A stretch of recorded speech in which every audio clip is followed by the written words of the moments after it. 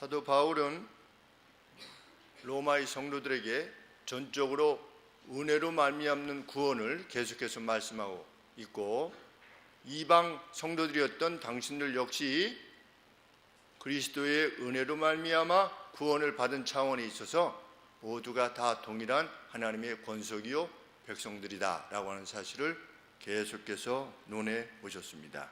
그러면서 7장에 이르러서는 어느 정도 우리가 우리들 스스로 율법을 이루어서 구원에 이를 수 없느냐, 자기 자신을 보건대 하나님께서 원하시는 마음도 있고 또 달리 행하고자 하는 이 두 마음이 자기 안에 항상 있으며, 또 자기가 원하는 것은 행치 아니하고 오히려 원치 아니하는 자신을 발견했을 때 뼛속까지 자기 자신이 죄로 물들었다는 사실을 인식하게 될 때, 그 누가 율법의 조항들을 지켜서 구원에 이를 수 있다라고 하는 것은 불가능한 일이 되었다. 그만큼 타락은 철저하게 인간을 망가뜨렸다. 그래서 7장 24절에 참으로 나는 곤고한 사람이로다. 이 사망의 몸에서 누가 나를 건져내랴. 몸 자체가 사망의 몸이었기 때문입니다. 그런 절망을 지녀본 사람이 그리스도인입니다. 아, 내가 도저히 안 되는구나 라고 하는 사실을, 내가 철저히 죄 앞에서 무력하구나 라고 하는 사실에 통탄해하며 통곡하며 하나님 앞에 울부짖었던 경험이 있는 사람이 그리스도인입니다. 왜? 사도 바울도 오호라, 나는 참으로 어쩔 수 없는 사람이구나 라고 하는 절망을 통해서 그리스도께 나왔기 때문입니다.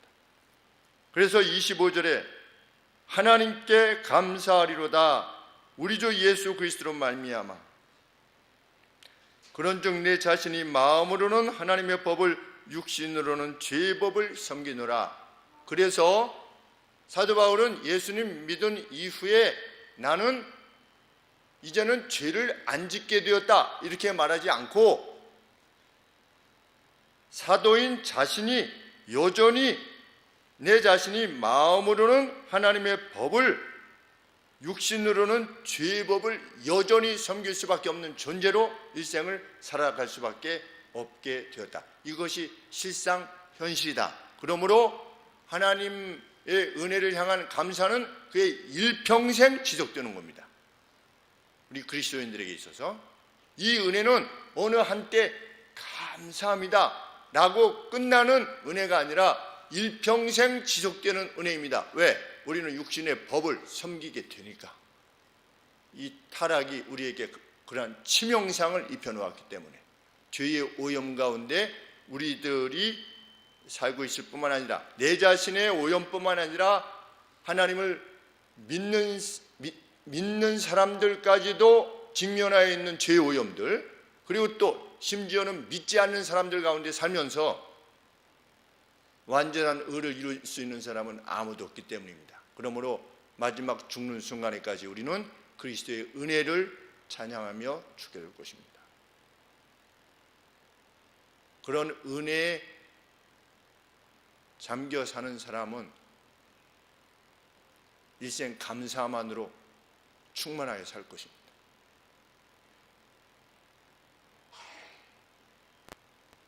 항상의 기쁨과 감사로 살아갈 것입니다.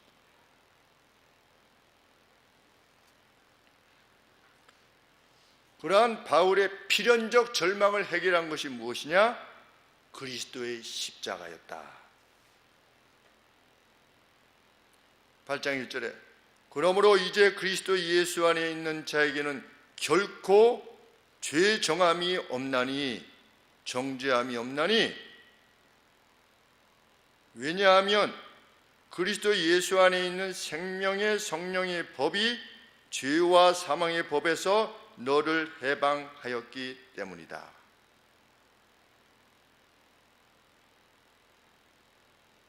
율법이 육신으로 말미암아 연약하여 할 수 없는 그것을 하나님은 하시나니 곧 죄를 인하여 자기 아들을 죄 있는 육신의 모양으로 보내셔서 그 육신의 죄를 정죄하셨기 때문이다.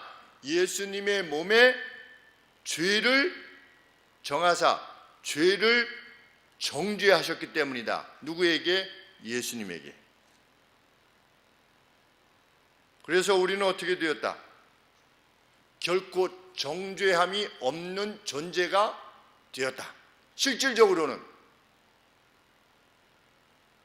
육신으로는 죄의 법을 섬기면서도 불구하고 정죄함과 전혀 관계없는 존재가 되었다.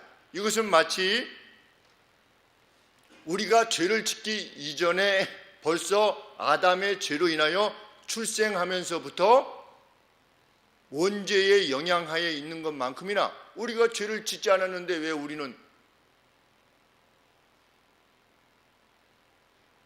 죄인이라고 불림을 받게 되는가? 그만큼 첫째 아담의 범죄가 치명적이기 때문입니다. 그와 마찬가지로 내가 죄를 감당하지 않았는데 왜 예수님이 죽으심이 대신 나의 죄를 가져가는 것인가? 예수님께서 둘째 아담으로 오셨기 때문이라는 겁니다. 첫째 아담의 죄가 치명적인 것처럼 둘째 아담의 구원도 절대적인 것이라는 거죠. 예수님의 그 몸의 죄를 정죄하셨다. 그 육체. 그래서 예수님이 우리 대신 죽으신 거 아니겠습니까?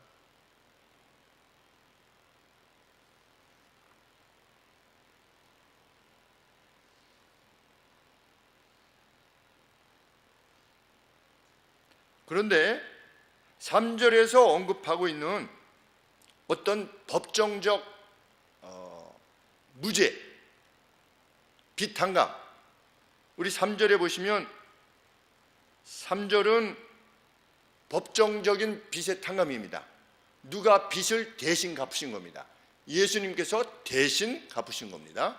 그런데 그 차원뿐만 아니라 2절 말씀에 보면 왜 우리 안에는 정죄함이 없게 되었느냐? 왜냐하면 그리스도 예수 안에 있는 생명의 성령의 법이 죄와 사망의 법에서 너를 해방하였기 때문이다.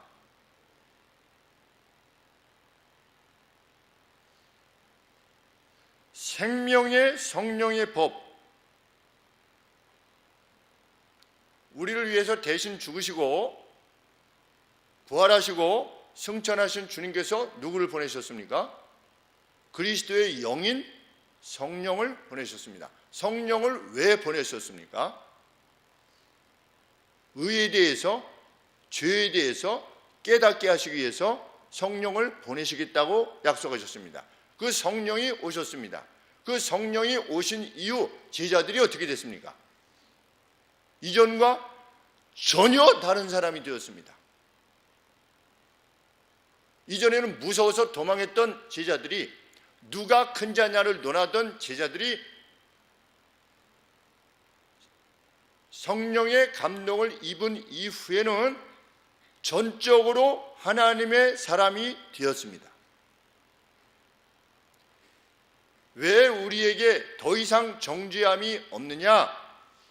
1차적으로는 3절에서 언급하듯이 예수님께서 죄의 대가를 대신 지불하셨기 때문에 법정적으로 우리는 용서를 받은 겁니다. 그래서 죄의 정죄함이 없습니다. 그런데 그것만이 다가 아니라 생명의 성령의 법, 성령께서 우리에게 주시는 영향, 이 영향이 우리로 하여금 죄와 사망의 법에서 우리를 해방시키기 때문이라는 것입니다. 우리는 한번 탕감받았으니 끝이다가 아니라 계속해서 성령께서 우리 안에 계셔서 죄와 사망의 법으로부터 우리를 자유케 하시는 겁니다. 어떤 방식으로? 우리가 죄에 대해서 죽고, 이 앞서서 언급했지요. 우리가 그리스도와 함께 그리스도를 믿는다는 건 뭐냐? 죄에 대해서 죽고 의에 대해서 사는 것이다. 그러면 생명의 성령의 법은 무엇입니까? 죄에 대해서 죽고 의에 대해서 사는 것입니다. 예수님이 우리의 죄를 다 담당하셨다고 했을 때 사람들이 던질 수 있는 질문은 무엇이었습니까? 우리 6장 1절에 그런즉 우리가 무슨 말 하리요? 은혜를 더하게 하려고 죄에 거하겠느냐? 그러면 죄를 더 많이 당감받은 사람일수록 은혜를 더 받은 거네. 우리가 뭐 죄를 더 많이 짓지 뭐 이렇게 사람들이 할 것 아니겠느냐? 라는 것에 대한 답변인 겁니다. 오늘 8장에. 그것이 결코 아니라는 것이죠. 우리가 구원을 받는다는 것은 무엇이냐?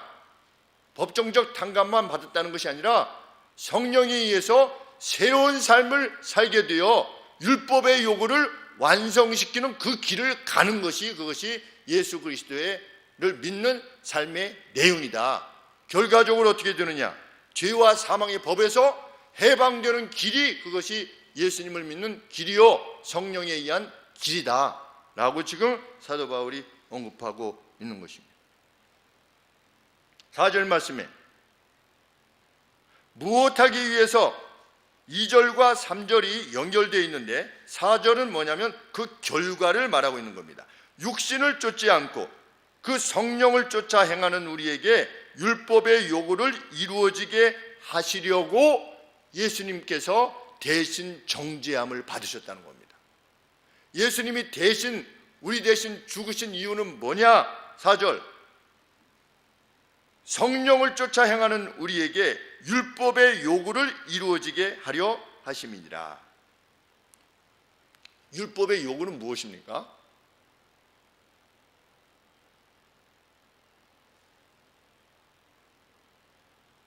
율법의 요구가 이루어지도록 하기 위해서 예수님이 우리를 위해서 대신 죽으셨다. 법정적인 것뿐만 아니라 이후의 내용을 보면 5절 말씀에 육신을 쫓는 자는 육신의 일을, 성령을 쫓는 자는 성령의 일을 생각하나니 육신의 생각은 사망이요 성령의 생각은 생명과 평안이니라. 육신의 생각은 하나님과 원수가 되나니 이는 하나님의 법에 굴복지 아니할 뿐 아니라 할 수도 없습니다. 육신에 있는 자들은 하나님을 기쁘시게 할 수 없느니라. 만일 너희 속에 하나님의 영이 성령이 거하시면 너희가 육신에 있지 아니하고 성령에 있나니 누구든지 그리스도의 영 성령이 없으면 그리스도의 사람이 아니라.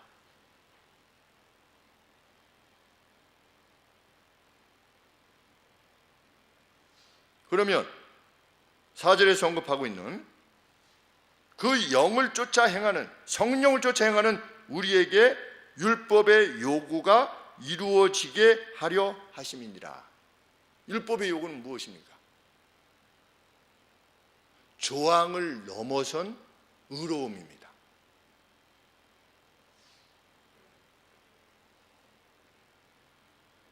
조항을 넘어선 의로움에 대한 설명을 예수님께서 해주셨습니다.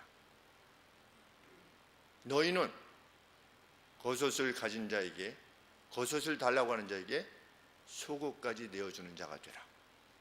너를 억지로 오리로 가게 하는 자 심리를 같이 가주라. 70번씩 7번이라도 용서해 주라.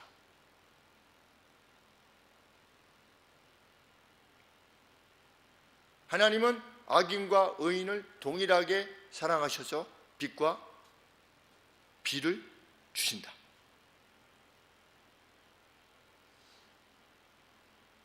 율법의 본질적 요구는 사랑입니다. 예수님이 우리를 죄 없다라고, 무죄라고 판정하시기 위해서 십자가에 죽으신 이유는 뭐냐? 예수님이 보내신 생명의 성령의 그 법을 쫓아 그 안에 사는, 그것을 목적하는 활력으로 넘치는 삶을 살게 하시기 위해서 예수님께서 우리를 위하여 대신 죽으셨다는 겁니다. 그래서 그는 무엇을 이루는 겁니까? 율법의 요구를 이루게 되는 것입니다. 율법의 요구를 이루었던 대표적 인물이 누굽니까? 신약에서 율법의 요구를 대표적으로 이뤘던 분이 누굽니까?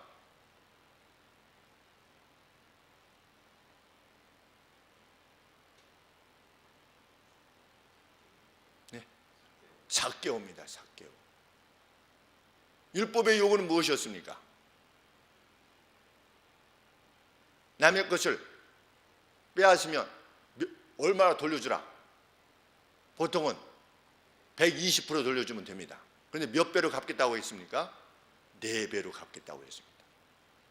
내 재산의 절반을 나눠주겠다고 했습니다. 이게 뭡니까? 이것이 생명의 성령의 법입니다. 그 전까지는 그는 누구였습니까? 매국노였고 하나님의 나라를 대적해서 하나님의 나라 백성들을 착취하는 그러한 존재였습니다. 그런데 그가 예수 그리스도를 주인으로 영접한 이후에 이미 그에게 임하신 생명의 성령의 법을 인식하게 되었고 그대로 살게 되었습니다. 예수님께서 왜 삭개오를 위해 죽으셨느냐? 그 길을 살아가려고 주신 겁니다. 율법의 요구를 완성케 하기 위해서 죽으셨다는 겁니다. 이후로 우리가 예수님 믿은 이후로. 그러니 그 누가 우리는 어떻게 살든지 예수님만 믿으면 천국에 간다, 복음이 아니에요. 결코. 당신이나 나나 행하는 바는 똑같지만 내가 더 당신보다 악하게 사는지 모르지만 나는 예수님이 나를 위해서 죽으셨어. 그러니 나는 천국에 가고 당신은 아무리 잘 살아도 지옥에 갑니다 라고 말하는 것은 결코 복음의 내용이 아닌데 자꾸만 이 땅에서 그렇게 말하려는 겁니다. 그게 누굽니까? 그게 구원파입니다. 이단. 한 번 받은 구원은 취소되지 않는다. 성경에 그렇게 되어 있습니까?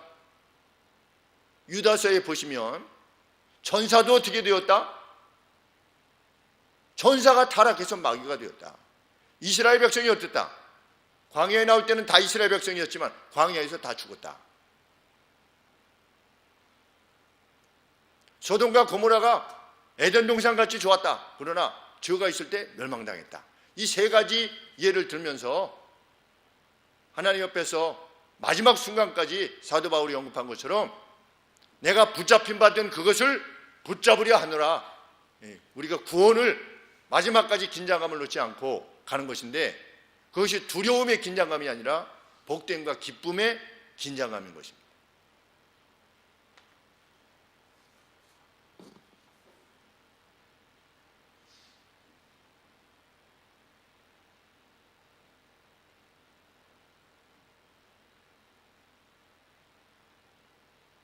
사도 바울은 5절 말씀에서 성령을 따르는 사람은 성령의 것들을 마음에 두고 살 것이다.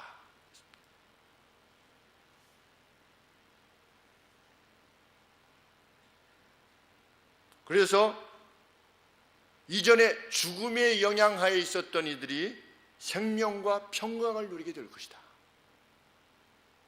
사도 요한은 이것에 대해서 뭐라고 말씀하셨습니까?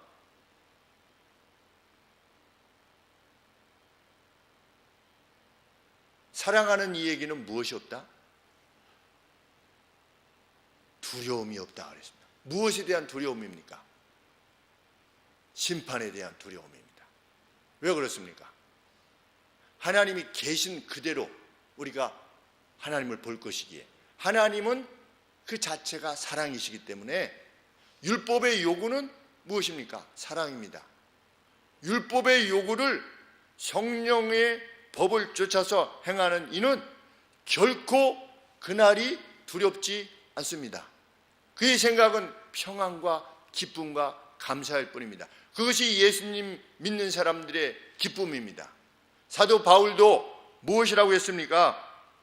육신으로는 죄의 법을 섬김에도 불구하고 나는 생명의 성령의 법을 쫓아 항상 기뻐하고 감사하라.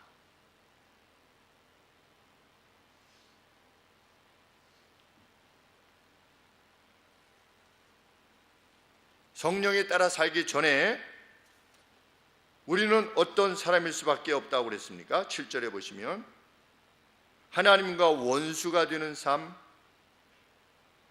하나님의 법에 굴복지 아니하는 삶 용서해라, 용서 안 하는 겁니다. 내가 왜 용서하면 개는 용서 못합니다. 이렇게 도대체 몇 번을 용서해 주는지 모릅니다. 내가 왜 개에게 그냥 공짜로 줍니까? 왜 나만 항상 손해보아야 됩니까? 왜 오른뺨을 때리면 꼭 왼뺨을 내어줘야 될 정도로 왜 우리는 그렇게 억울하게 살아야만 됩니까? 라고 하면서 하나님의 법에 굴복지 아니하였던 삶을 살아왔던 우리들 수밖에 없는 것이지.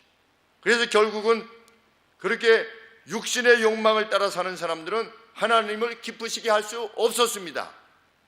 복음을 진정 깨닫지 못한 사람은 하나님을 결코 하나님뿐만 아니라 사람도 기쁘게 할 수 없는 것이지요. 사람을 기쁘게 할 수 없으면 하나님을 기쁘게 할 수 없는 것은 더욱 명확한 것입니다. 우리가 사람도 못 기쁘게 하는데 하나님을 어떻게 기뻐할 수 있겠습니까? 하나님은 언제 기뻐하십니까? 사람들이 기뻐할 때 하나님은 기뻐하십니다.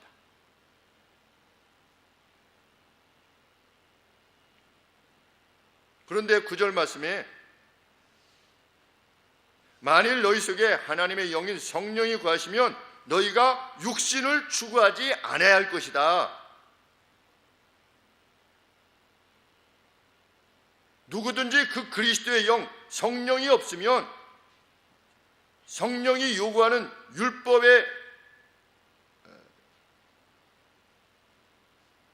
요구를 이루게 하시려는 그 성령이 계시지 않으면 9절의 말씀에 그리스도의 사람이 아니니라. 교회 다닌다고 입술로 예수님이 나의 주라고 말한다고 할지라도 그 중심에 이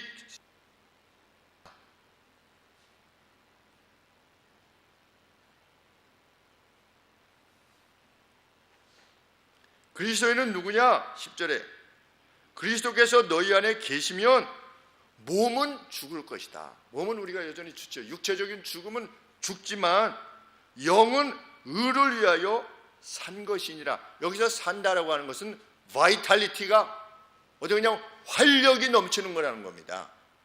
성령이 우리 안에 계시면 활력이 넘치는 거예요. 어떤 활력이 넘치는 거냐? 의를 위한, 사랑을 위한 활력이 넘치는 것입니다.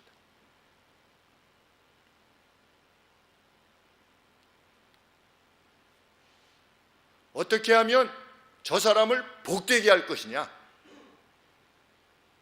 어떻게 하면 나의 말이 저 사람을 복되게 하며 용기를 지니게 하며 낙심으로부터 벗어나게 할 것이며 어려움으로부터 극복하게 할 것인가? 그거를 진지하게 고민하는 그 활력으로 넘치게 될 것이다. 그런데 이러한 그리스도의 영이 없으면 그런 그리스도인의 것이 아니다. 왜? 예수님이 십자가에 죽으신 목적 자체가 그것이기 때문에. 니네들은 이제 놀고 먹어라? 성경 그렇게 말하고 있지 않습니다. 1만 달란트 탕감받았던 그 기쁨이 어떤 것인지를 너희들이 안다면 너희들은 어떤 존재가 될 것이다. 저녁 5시에 들어와도 하루 품삯을 제공하는 그 주인의 결정을 기뻐하는 사람이 될 것이다. 요새 같으면 그게 되겠습니까? 나는 아침 9시부터 일했는데 어떤 사람이 저녁 5시에 들어가지고 1시간만 일하고 똑같이 받아가면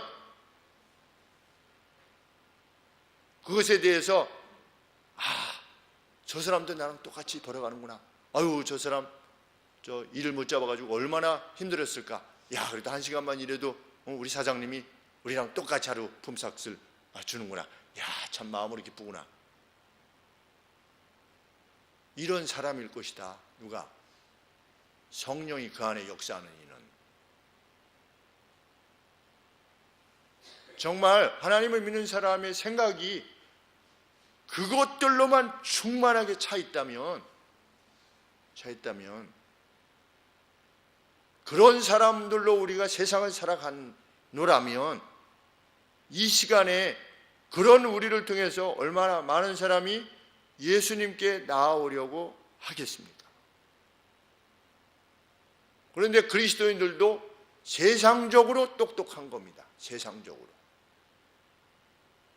아주 사리가 분별이 넘치고 옳고 그름이 아주 정확하고 아주 셈이 분명하고 누가? 그리스도인이. 나 칭하는 이들이. 그러나 예수님이 요청하시는 율법의 요구는 무엇입니까? 겉옷을 달라고 하는 자에게 속옷까지 내어주는 자가 되라. 너희는 이자를 받지 않고 돈을 빌려주라.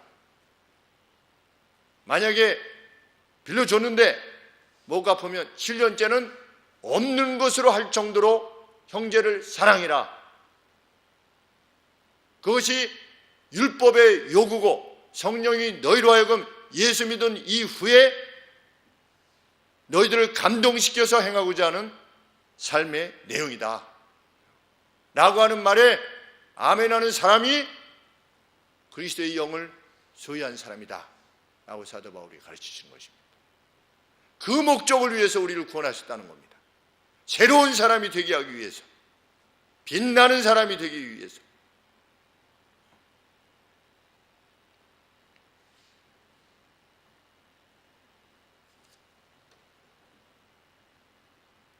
약속은 무엇입니까? 11절 말씀에 우리가 이렇게 성령을 쫓아 살면 예수를 죽은 자 가운데서 살리신 이의 영이 성령이 너희 안에 거하시면 그리스도 예수를 죽은 자 가운데서 살리신 이가 너희 안에 거하시는 그의 영으로 말미암아 너희 죽을 몸도 살리시리라. 하나님이 살리시는데 우리 안에 있는 성령, 그 성령에 의해서 우리를 다시금 살리실 것이다. 근데 이것은 단지 부활만을 의미하는 것이 아니지요. 여기서 다시 산다는 것은 숨이 붙어있게 하시겠다는 것이 아니라 영원하고 새로운 생명을 살게 하실 것이다. 그렇지 못한 자들에 대해서 요한계시록은 뭐라고 말했습니까? 똑같이 부활하지만, 몸은 부활하지만 성령에 의해서 살게 되는 이와 반대되는 사람들의 운명에 대해서 요한계시록에서 뭐라고 기록했습니까? 둘째 사망이다. 그들도 영원히 살 것입니다. 생물학적으로는 영원히 살 것이지만 사는 것이 죽는 것과 같은 것이 될 것입니다. 그래서 그것을 둘째 사망이라 이런 표현을 썼습니다. 여기서 그의 영으로 말미암아 너희 죽을 몸을 살리실 것이라고 했을 때 이것은 단지 영원히 존재한다 이런 차원을 넘어서 영광스러운 삶, 그것이 주어질 것이라고 하는 약속입니다.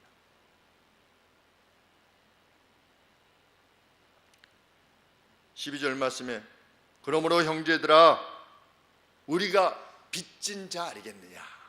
빚진 자다. 1만 달란트 빚졌다가 탕감받은 자의 그 기쁨에 빚진 자다. 그런데 빚진 자인데 무엇에 빚진 자가 아니다? 육신의 욕망에 더 이상 빚진 자가 아니고 성령의 은혜에 빚진 자 아니겠는가.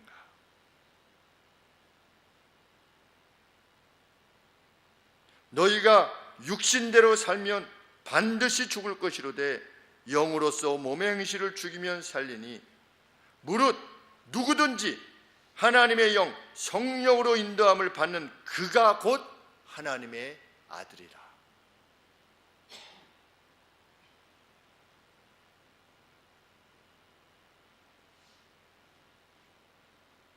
너희는 다시 무서워하는 종의 영을 받지 아니하였고 양자의 영을 받았으므로 아빠 아버지라 부르짖느니라.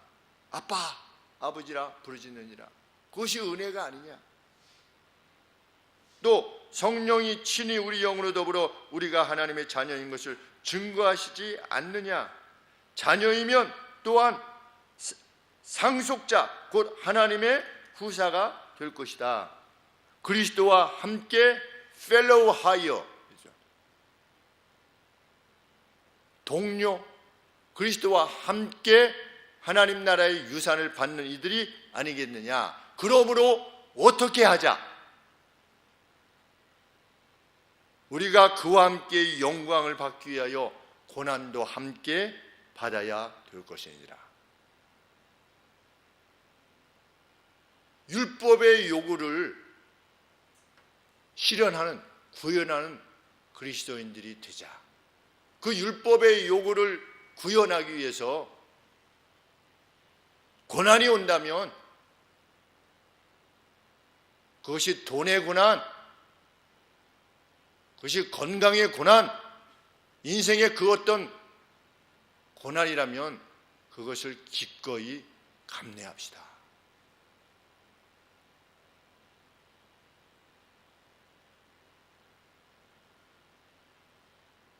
부활뿐만 아니라 성경은 늘 오늘 다니엘서 말씀같이 무엇을 언급하고 있습니까? 우리가 그와 함께 영광을 받기 위하여 고난도 함께 받아야 될 것이니라.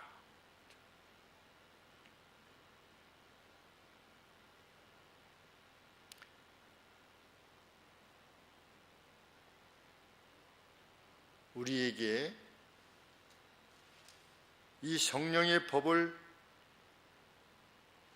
행하고자 하는 활력이 넘치기를 원하고 그 활력이 넘치는 이들에게 주시기를 원하는 평강.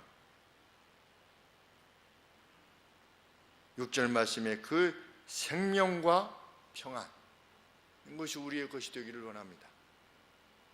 마지막 죽는 순간까지 또 죄졌네, 이것이 아니라 오늘도 하나님의 은혜 가운데 하나님과 나만이 알고 있는 기쁨의 이유가 있구나 라고 하는 것으로 오늘도 내 입에 어떤 말이 그 누구를 복되게 했구나, 내가 전해준 냉수 한 그릇이 참 그 누구에게 위로가 되었겠구나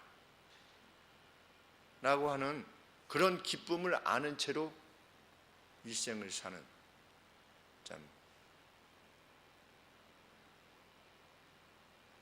거저 용서함 받은 자의 그 행함이 있는 이들로서 살아가기를 아버지 앞에 소원합니다.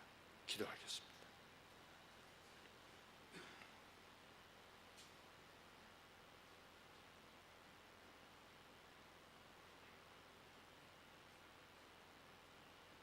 그리스도께서는 우리를 위하여 자신의 몸을 주셨는데 우리는 그분을 위하여 무엇을 드릴까 하는 글귀를 적어놓은 대만 교회의 성도들의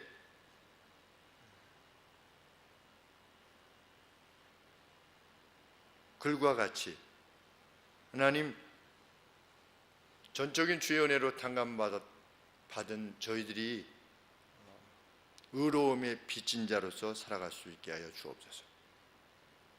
더 이상 우리 하나님을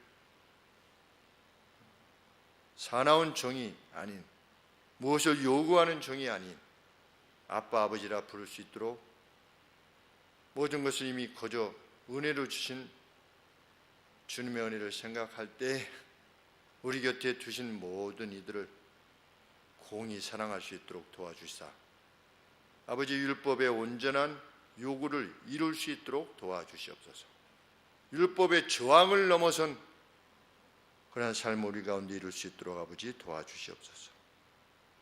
교회라고 하는 신적인 기관을 세우신 아버지, 여기 천국문의 열쇠를 허락하신 하나님 아버지, 이 길 후에 부활과 영생이 있음을 확신하며 거룩한 행보를 매일같이 내딛는 거룩한 주의 무리들이 되게 하여 주시옵소서. 마지막 예배를 하나님 앞에 온전히 드릴 수 있게 해주신 주님 감사합니다. 예수 그리스도 이름으로 기도합나이다. 아멘.